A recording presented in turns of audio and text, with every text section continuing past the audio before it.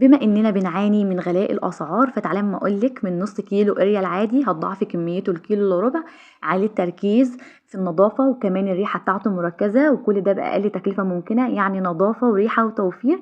زائد كمان لو انتي ما عندكيش منظم تحطي فيه المسحوق بتاعك، فهقولك لو من حاجه بنرميها تقدري تعملي بيها منظم للاريال بتاعك. وكمان لو عندك ازازه كوكاكولا قديمه هقولك تقدري تعملي بيها ايه.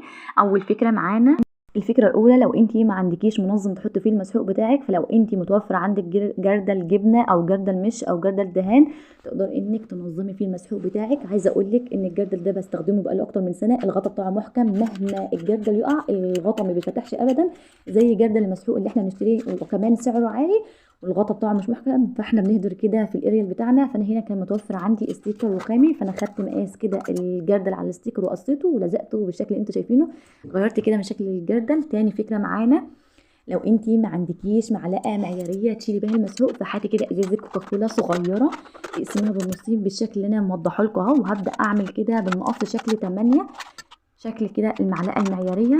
انا كنت هنا بوريكم الفكره، لكن انا عاملاها على ازازه كوكاكولا الفانتا لان ليها تضليعه كده مختلف عن تضليعه الازازه الكوكاكولا.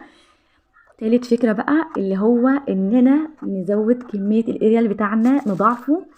هنضاعفه ازاي بقى؟ انا كده معايا نص كيلو اريال عادي، انا هنا كنت بحطلكوا على الوزان عشان ابين لكم المعيار صحيح، يعني الكميه مظبوطه، لكن للاسف الكاميرا ما جابتش رقم الميزان، يعني اللي هو يبين لكم دول كان قد ايه ما احطهم عشان اثبت لكم المصداقيه. فهنا حطيت نص كيلو اريال وعليهم كيس اوكسي 70 جرام، وهنا حطيت كمان صابون الدش ام 5 جنيه.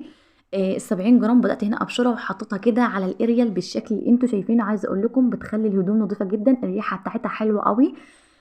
تقدري كمان وانتوا بتغسلي الهدوم مع الخلطه دي تحطوا شويه خل، هتشوفوا الهدوم طالعه معاكم عامله ازاي. هنا بدات اقلب كل الكميه اللي هو الاوكسي مع الصابونه مع الاريال العادي، وبدات هنا انزلها في علبه الجبنه اللي انا هنا زينتها بالستيكر. كده احنا عملنا 3 افكار في الفيديو ده، اتمنى يا رب ان الفيديو يكون عجبكم. لايك بقى وشير وكومنت بالصلاه على النبي، واشتراك في القناه لو اول مره تشوفيني، وفعلي زر الجرس على الكل عشان يوصلك كل جديد.